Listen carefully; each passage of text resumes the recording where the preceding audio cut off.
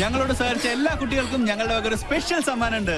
പിടിച്ചേ okay bye. എടാ രാഹുലേ, എന്ത് പറ്റി? ക്യാമറ പോയി, ബ്ലേഡുകാരും കൊണ്ടുപോയി. അവരോട് കടം വാങ്ങിയിട്ടാണ് കഴിഞ്ഞ തവണ നിന്റെ അച്ഛന്റെ വെട്ടിന് മർമ്മ ചികിത്സ നടത്തിയത്. കടം കിട്ടുമെന്ന് പറഞ്ഞാൽ കടിക്കുന്ന പട്ടിക്കും വില പറയും. ഇതിനു മുമ്പ് അളിയന് വേണ്ടി ഞാൻ ജാമ്യം നിന്ന കാശ് വാങ്ങിക്കാൻ ഒരു ടീം ഇപ്പൊ സ്റ്റുഡിയോയിൽ വെയിറ്റ് ചെയ്യുന്നുണ്ട്. അതിനടിച്ചു മാറ്റിയതാ മുത്തശ്ശന്റെ മാല. അപ്പൊ സംഗതി സോൾവ് ആയി. ഇത് വിറ്റ 2 കടവും തീർക്കാം. കഴുത്തിരിച്ച് കൊല്ലം അറിയാഞ്ഞിട്ടല്ല. എന്നാ കൊല്ലടാ. ഈ നിക്കണ എന്റെ അമ്മായിയപ്പനെ എന്നെ കൊണ്ട് മതി. നീ വണ്ടി എടുത്തേ. എത്രയും പെട്ടെന്ന് ക്യാമറ കൈപ്പറ്റിയില്ലെങ്കിൽ ഇന്നത്തെ എപ്പിസോഡ് മുടങ്ങും. എന്ത് ചെയ്യാനാ? കാസറ്റും അതിലായി പോയി. ഓരോ ദിവസം ഓരോ പുലിവാലായിട്ട് ഇറങ്ങിക്കോളൂ. എടാ കടം വീട്ടാൻ ആർക്കും പറ്റും, പക്ഷെ അത് മേടിച്ചുവിട്ടുള്ള പാടെ എനിക്കറിയാൻ പാടുള്ളൂ. ഈ ജഡ പണയം വെച്ച വല്ലതും കിട്ടുവോ? കുട്ടിരാമ, മാലയോ പോയി. ഇനി എന്റെ കണ്ണടയും ആ കുരുത്തം കെട്ടോളം അടിച്ചു മാറ്റിയിട്ടുണ്ടാവോ? എന്താ സാറേ? കണ്ണട കണ്ണട അടച്ചു. അതല്ലടാ പൊട്ട. പൊട്ടോ? സാറിനെന്തിനാ പൊട്ട്? പൊട്ടല്ലടാ പൊട്ട. കണ്ണട അടച്ചല്ലോ. എന്നെ ഒന്ന് അങ്ങെടുത്തേ. ഈ ശരീരം വെച്ചോണ്ട് ഞാൻ എടുത്ത പൊങ്ങത്തില്ല. ഒറ്റ കീറി വെച്ചെന്നാലുണ്ടല്ലോ. എടാ മരത്തലയാ, എന്റെ കണ്ണട ഇവിടെ ചോദിച്ചത്. ഓ അതാണോ? എനിക്കറിയത്തില്ല. ദേ ഒരു കാര്യം, സാർ എന്നെ പിരിച്ചുവിട്ടാലും വേണ്ടൂല. ഇനി പിങ്കക്കുഞ്ഞിന്റെ ഷോ കഴിഞ്ഞാലേ ഞാൻ ഫ്രീ ആവത്തുള്ളൂ. ദേ അടുപ്പത്തും നിലവിളി. ഒരു പിങ്കി ഷോ? ഇവളെ കൊണ്ട് ഞാൻ തോറ്റു.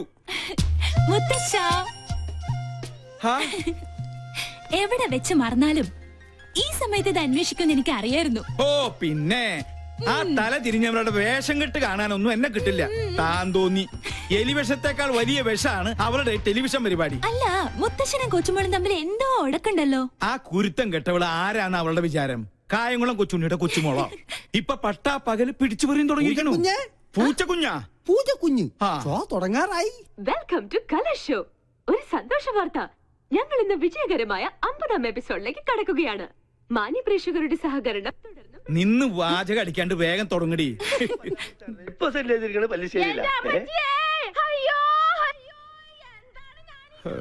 മാല അടിച്ചു മാറ്റിട്ട് അവളുടെ കളി.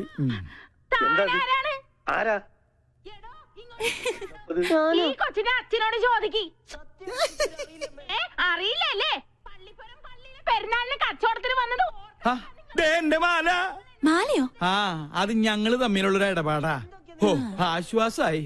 ഇതിനു വേണ്ടിയായിരുന്നെങ്കിൽ എന്നോട് ചോദിച്ചാ മതിയായിരുന്നില്ലടി കാന്താരി.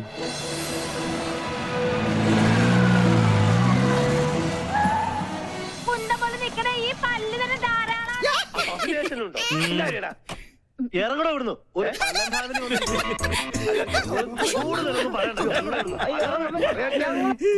അടുക്കളയിൽ ജോലിയൊന്നുമില്ലേ? ഉണ്ട്, സാറ് നിർബന്ധിച്ചിട്ടാ. ചുമ്മാതല്ല കോമാളി വേഷം കെട്ടി കൊച്ചുമോള് തെരുവിൽ കാള കളിച്ച് നടക്കുന്നേ. പ്രോത്സാഹിപ്പിക്കാൻ കുടുംബത്തിൽ തന്നെ ആൾക്കാരുണ്ടല്ലോ. നാളെയല്ലേ നിനക്ക് ഇന്റർവ്യൂ? ഈ TV കാണുന്ന നേരം കൊണ്ട് നാളത്തേക്ക് വല്ലതും പ്രിപ്പയർ ചെയ്യാൻ നോക്ക്. ഒരു ബഫൂൺ ഷോയും അതിന് കുറെ കാഴ്ചക്കാരും.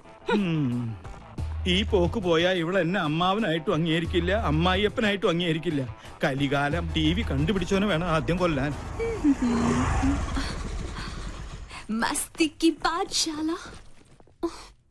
എന്താ എന്റെ ഷോ വെക്കാതിരുന്നത്?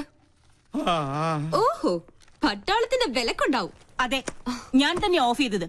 നിന്നെ രാഷ്ട്രം ആദരിക്കുന്ന ചടങ്ങൊന്നുമല്ലല്ലോ TVയിലുണ്ടായിരുന്നത്. കണ്ട അലവിലാതി സിവിലിയൻ പിള്ളേരോടൊപ്പം കൂത്താടി നടന്ന് ഓരോരോ കോപ്രായങ്ങളും കാട്ടി മനുഷ്യന്റെ മാനം കെടുത്താൻ ഇറങ്ങിയിരിക്കുന്നു. മെയിൻ സാബിനോട് ഞാൻ എന്നും പറയാറുള്ളതാ, എല്ലാ പ്രൊഫഷനും അതിന്റേതായ അന്തസ്സുണ്ട് അല്ലേ മുത്തശ്ശ? പട്ടാള നിയമം അടിച്ചേൽപ്പിക്കരുത്. എനിക്കിഷ്ടമുള്ള ഒരു ജോലി ഞാൻ ചെയ്യുന്നു. എൻ വഴി താൻ ഈ വഴി. അല്ലെങ്കിലും നിന്റെ ഇഷ്ടം തന്നെ ആയിരുന്നല്ലോ എല്ലാറ്റിലും. എൻട്രൻസ് പാതിയിൽ നിർത്തി. ചേർന്ന കോളേജിലെല്ലാം പ്രശ്നക്കാരി. നിന്റെ അച്ഛനെ പോലെ അന്ന് ഞാനും സാമർത്ഥ്യം കാണിച്ചിരുന്നെങ്കിൽ ഇതൊന്നും കാണേണ്ടി വരില്ലായിരുന്നു. രാജലക്ഷ്മി, എന്നെങ്കിലും ഒരു മനസ്സമാധാനം ഇവിടെ എനിക്ക് തന്നിട്ടുണ്ടോ? താൻ തോന്നി. അതെ, താൻ തോന്നി, തന്നിഷ്ടക്കാരി. അങ്ങനെ ഒരുപാട് വിശേഷണങ്ങൾ ഉണ്ടല്ലോ എന്റെ പേരിൽ. നീ അകത്ത് പോ, അല്ലെങ്കിൽ ഞാൻ മിണ്ടിയല്ല കുറ്റം. നീ ഇപ്പൊ ഒന്ന് സംസാരിക്കണ്ട, അകത്ത് പോയേ. രണ്ടെണ്ണത്തിൽ ഒന്ന് ഇങ്ങനെ എന്ത് ചെയ്യാന്? അതിന്റെ സമയം അത്രയ്ക്ക് മോശ. ജോത്സ്യം തന്നെ പറഞ്ഞതല്ലേ. സമയദോഷത്തിന്റെ പേരും പറഞ്ഞു വല്യമാമ തന്നെ അവൾക്ക് വളം വെച്ച് കൊടുക്കുന്നത്. നിഷേധിക്കുന്നില്ല. ഇത്തിരി ശാസനയുടെ കുറവുണ്ട്. ഇപ്പൊ തന്നെ അത് ശരിയാക്കി തരാം. എടി പിങ്കി, പിങ്കി, നീ കുറെ ദിവസമായി തുടങ്ങിയിട്ട്. എവിടെ അവള്? നിന്നെ ഞാൻ ഇന്നും. പിങ്കി, സുഖല്ലേ? എന്റെ മാല എവിടെ? കേട്ടില്ലേ കോട്ടയത്തിന് കോട്ടപ്പിള്ളേച്ചൻ 90 കഴിഞ്ഞപ്പോ പെങ്കടിക്കാൻ പോയി മാല കേട്ട് വന്നു കോട്ട വാങ്ങി വന്നു. മാല വേണോ കോട്ട വേണോ? രണ്ടും. ആദ്യം കോട്ട പിന്നെ മാല. ഓക്കേ. ഈ പട്ടാളവും കലയും തമ്മിൽ ചേരില്ല മുത്തശ്ശ. കണ്ടില്ലേ, ഇതൊക്കെ കലാരംഗത്ത് എനിക്ക് കിട്ടിയ അംഗീകാരങ്ങളാ. വേണേ കൊണ്ട് ഒരു കല പോലും പട്ടാളം രാജലക്ഷ്മിയുടെ ജീവിതത്തിലുണ്ടോ? അസൂയ, പെരുന്തച്ചൻ സിൻഡ്രം. നീ എടുത്തൊഴിക്കടി.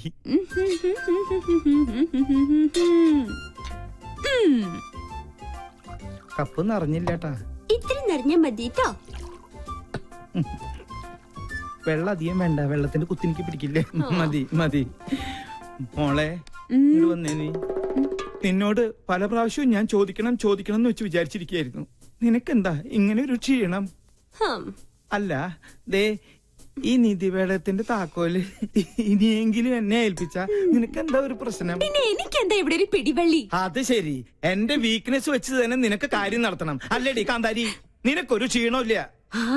കുടിക്കാൻ വരട്ടെ? അല്ല മുത്തശ്ശ, ഡയബറ്റീസ് വേണ്ട. പിന്നെ കൊളസ്ട്രോൾ കിട്ടിയില്ല. ഓ വെയിറ്റ് വെയിറ്റ്. ഓ അപ്പൊ പ്രഷറോ? ഇതാ. Thank you thank you thank you. നേരാ നേരം മരുന്നും പത്തിയും നോക്കി പട്ടാളം പരിചരിക്കുന്ന ദേഹായത്. ഓർമ്മ വേണം. എടി, വയസ്സ് നമ്മുടെ കയ്യിലല്ല, പക്ഷേ ആയുസ് അത് കൂട്ടണോ കുറയ്ക്കണോ എന്ന് തീരുമാനിക്കുന്നത് നമ്മളാ. അയ്യോ, ക്യാൻസർ തന്നില്ല. വലിച്ചാട്ടേ. വലിപ്പിക്കാൻ വരട്ടെ. എവിടെ എന്റെ മാല? ഞാൻ അത് ടിവിയിൽ കണ്ടു. അമ്പടി കള്ളി. എന്താ ഇത്? മുത്തശ്ശന്റെ തല പോലെ ഉള്ള പൊള്ളയായതുകൊണ്ട് ഇതിന്റെ കച്ചവടം നടന്നില്ല. അപ്പൊ എന്റെ മാലയോ? പാവം, ഏതോ തട്ടാന്റെ ഉമിത്തിയില് അതിപ്പോ വെന്തൊരുക്കുന്നുണ്ടാവും. അമ്പടി, അപ്പൊ നീ അത് വിറ്റുവല്ലേ? നിന്നെ ഞാനിപ്പോ വിളിച്ചു പോവും. കോട്ട!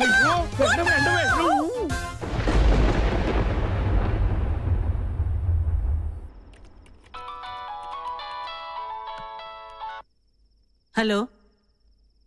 യെസ് സർ, ഞാൻ ലീഗലായി മൂവ് ചെയ്യാൻ തന്നെ തീരുമാനിച്ചു. Are you suspecting anyone? Yes sir, nursing assistant one mister Stephen. He's the cheater. I know him. സർവീസിൽ അയാളുടെ പ്രീവിയസ് റെക്കോർഡ്സ് വളരെ മോശമാണ്. Be careful. Okay sir. If you need any official help, call me. Thank you sir. Hello madam ഞാനാ Stephen. എന്താ? Madam ஒன்று மனசு வச்சா இந்த ப்ராப்ளம் சால்வ் பண்ண முடியும். What you mean? இல்ல എത്രയാന്ന് വെച്ചാ ഒരു പങ്ക് ആരും മര്യാദ ഞാൻ എത്തിച്ചോളാം. ഇഡിയറ്റ്. തന്നെ പോലെ ഒരു ക്രിമിനലിനെ ഞാൻ വെച്ച് പൊറപ്പിക്കില്ല. അങ്ങനെ വാശിയിലാണെങ്കിൽ എനിക്ക് എന്റെ വഴി നോക്കേണ്ടി വരും. Stop it. എടാ ഡാഷേ, ഞാൻ പറയുന്നത് നീ അങ്ങോട്ട് കേട്ടാ മതി. നാളെ കാലത്ത് ഷൂട്ടുള്ളതാ. സ്റ്റോറി ബോർഡൊക്കെ റെഡി. ക്യാമറയുമായി നീ അങ്ങോട്ട് വന്നാ മതി. പോടാ. പിന്നെ ആ പരമ ബോർഡുണ്ടല്ലോ ഗോപി, അവനോട് പറഞ്ഞേക്കണം. പോടാ ഡാഷേ. Stop it. തീന്മേശയിലാണോ നിന്റെ താന്നോന്നിത്തരം? ടേബിൾ മാനേഴ്സ് അറിയില്ലേ നിനക്ക്? ഇവിടെ ഇപ്പൊ ആണവ കരാറിന്റെ ചർച്ചയൊന്നും അല്ലല്ലോ നടക്കണത്. എന്ത് പറഞ്ഞാലും തർക്കുത്തരം. മിണ്ടാതെ കഴിക്കാൻ നോക്ക്. എന്താ ഇത്? സാമ്പാറ് വേറൊന്നുമില്ല. ഉണ്ടല്ലോ, അവിയൽ, ചീര, ഓലൻ, ഇഞ്ചിക്കറി. ഇതെന്താ എന്നും ഇവിടെ ഇലയും വേരും പുല്ലും മാത്രം? ഉള്ളത് കഴിച്ചാ മതി. ഭക്ഷണത്തിലും പട്ടാളം ചിട്ട എനിക്ക് വേണ്ടേ. എന്ത് രസമായിട്ടാ കുട്ടി പോണ. തലതെറിച്ചവൾ. കണ്ടില്ലേ വാശി? പെണ്ണാ ഇവള്. നിനക്ക് തെറ്റി. അത് പെണ്ണല്ല, ആണിന്റെ ജന്മ. പിങ്കിന്നല്ല, കോളനിയിലെ പിള്ളേര് വിളിക്കുന്നത് പങ്കെണ്ണ.